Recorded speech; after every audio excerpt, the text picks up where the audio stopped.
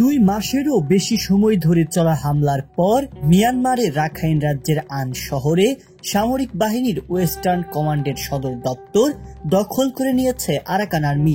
শুক্রবার ২০ ডিসেম্বর রাতে আরাকান আর্মির এক বিবৃতিতে এ তথ্য জানানো হয়।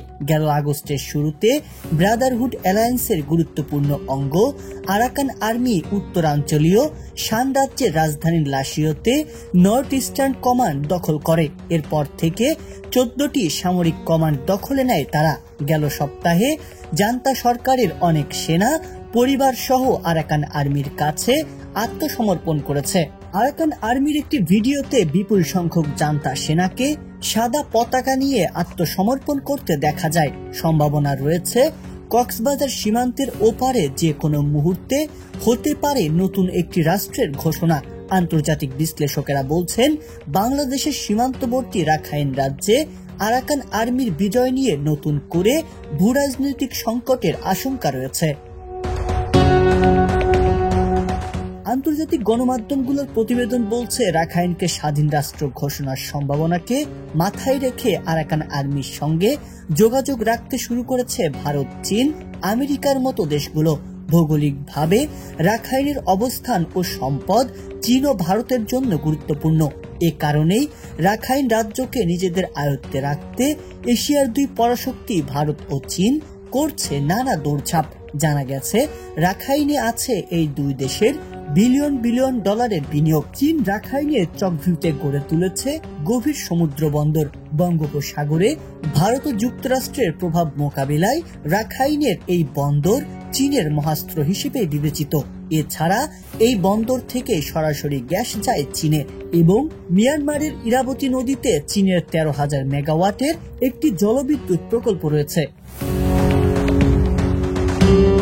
অন্যদিকে ভারতের জন্য কৌশলগত দিক থেকে রাখাইন একটু বেশি গুরুত্বপূর্ণ।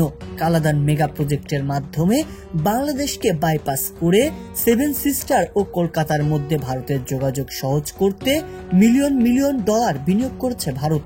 এছাড়া সেভেন সিস্টারকে চীনের বিচ্ছিন্নকরণের হুমকি মোকাবিলায়ও রাখাইন ভারতের জন্য গুরুত্বপূর্ণ। এর বাইরে যুক্তরাষ্ট্র ও পশ্চিমা দেশগুলোর কাছেও রাখাইন গুরুত্বপূর্ণ অবস্থান নিয়ে আছে।